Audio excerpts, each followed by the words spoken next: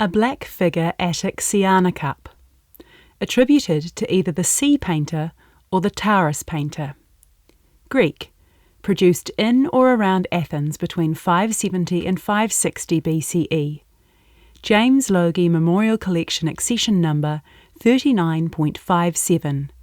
Donated by M.K. Stephen, 1957. This sunset orange terracotta Siana cup is a type of popular ancient Greek drinking vessel. Its name comes from the ancient city of Siana on the island of Rhodes, where many examples of this type have been found. The body of the cup is shaped like a deep serving bowl, with a circumference similar in size to a dinner plate. This means you would need to use both hands to lift the cup to your mouth. Two slightly upturned, horseshoe-shaped handles jut out horizontally from opposite sides of the body. The bowl sits elevated a few centimetres on a thick-stemmed and flared foot. This gives the entire cup the height of a standard saucepan. The foot and the handles are painted midnight black. A typical feature of a Siana cup is its extended lip. This creates a thin channel around the middle of the bowl's inner wall to catch sediment from the wine while drinking.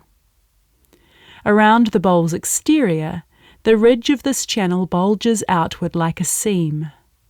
Above the seam, the body of the cup is slightly cinched in, so that the ridge appears like a belt at its waist. This useful feature also provides an extra layer of height on the exterior to decorate. This cup features images of horses and riders painted using the black figure technique, meaning that the decoration is painted onto the terracotta with a black glaze.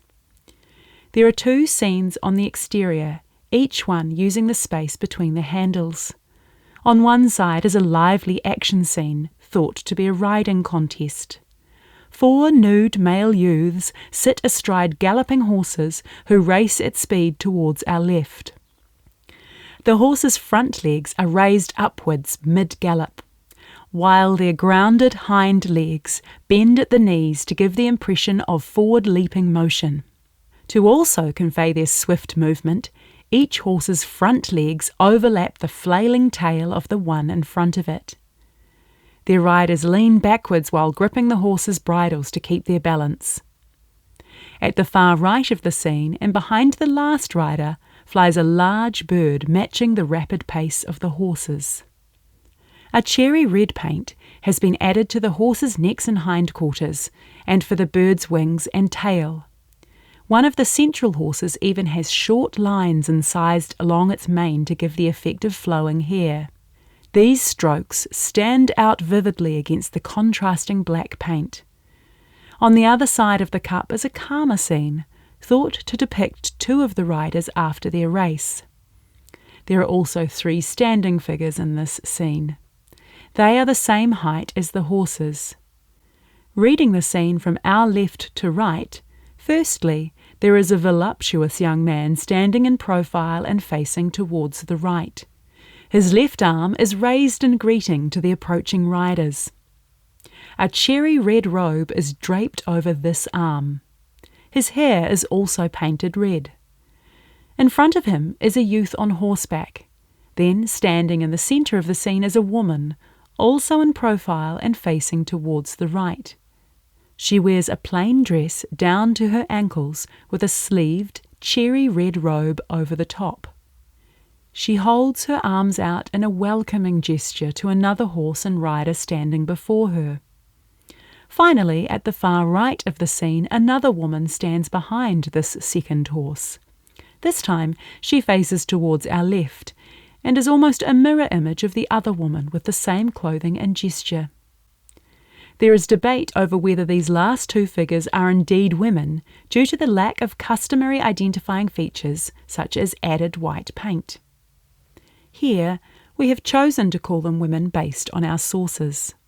For added ornament, 2 dotted circles float in the blank space above the horses' tails.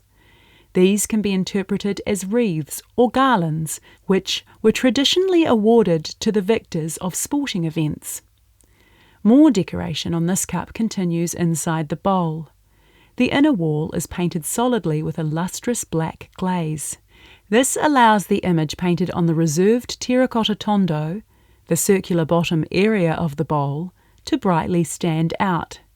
This circular image features a single male figure running towards the left. He has a close clipped beard and hair down the back of his neck. On his head, he wears a short pointed hat painted in an earthy brick red colour. He is dressed in a short tunic which barely covers his muscular thighs. Over his shoulders drapes a cloak, also painted brick red. In his left hand, positioned down at his bottom, he holds a long, thin object like a needle but the size of a small knife. This is thought to be the caduceus, a short staff carried by the messengers of the gods. As the style of the hat is commonly worn by travellers, both these indicate he is a messenger and probably even Hermes himself. He is framed with 2 black concentric circles, then surrounded by a ring of alternating black and red tongue designs, like the petals of a daisy.